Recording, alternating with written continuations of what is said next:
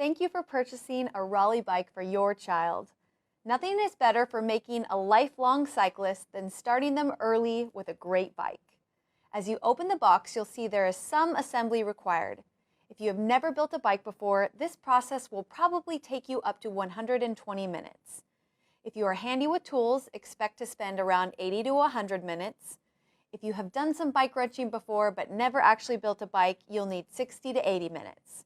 And if you are an expert bike mechanic, you can probably be finished within 30 to 60 minutes. Grab the box containing your small parts and get started. You'll need some tools for assembly, including a metric Allen wrench, bike grease, a tire pump, screwdrivers, cable cutters, and an adjustable wrench. Before you insert the seat post, smear some grease on the post to make installation and adjustments easier. Make sure you push it past the minimum insertion line. Close the quick release or tighten the seat post clamp bolt. You'll know your seat post is tight enough if you can't twist it side to side. Check that your stem is facing forward along with your fork. You may need to turn your fork forward to line them both up. If you are unsure which way the fork goes, make sure the bolts will be in front of the fork leg. Tighten the two pinch bolts evenly.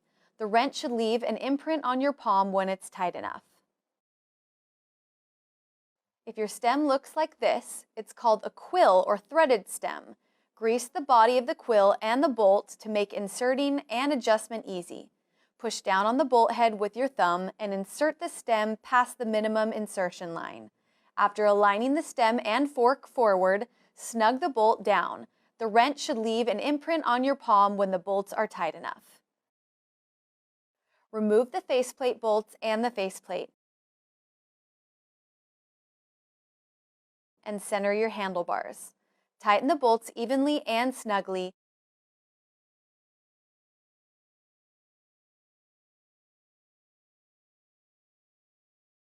And check to make sure you have an equal gap on the top and bottom. To install the wheels, take the plastic caps off the wheel and loosen the bolts enough that you can fit the axle into the dropouts of the fork. Now tighten the bolts evenly by hand until they are snug, then fully tighten them with your wrench. You'll know the bolts are tight enough when the wrench leaves an imprint on your palm. If your bike comes with a quick release, slide the quick release through the hub with one conical spring on each side. Grease the threads and thread the nut on loosely. Put the front wheel in the fork and begin to tighten the quick release. When you close the lever, it should tuck up near the fork leg, and when it's tight enough, the lever will leave an imprint on your palm. After you get your front wheel on, check the back wheel for proper tightness too. All pedals are right and left specific, so be careful as to which pedal goes where. Use a small dab of grease on the threads. The right pedal goes on the side with the chain and threads in clockwise. The left pedal goes on the non-chain side and threads in counterclockwise. Snug your pedals with a pedal wrench or a thin adjustable wrench. V-brakes have two separate arms connected together by the brake cable. After threading the cable into the brake lever and through the cable housing, pass it through the brake noodle and the pinch bolt. Now center the brake pads so they contact the rim evenly.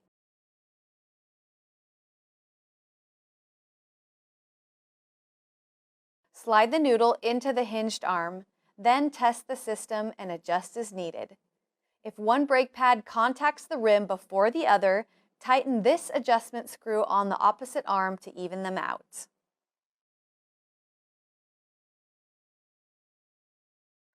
To adjust your rear derailleur, turn the cranks and shift the chain to the smallest cog in the back. Use the high limit screw to center the derailleur underneath the smallest cog. Undo the pinch bolt, pull the slack out of the cable and retighten. While turning the cranks, shift up into the lowest gear. Now you can use the low limit screw to center the derailleur underneath the largest cog.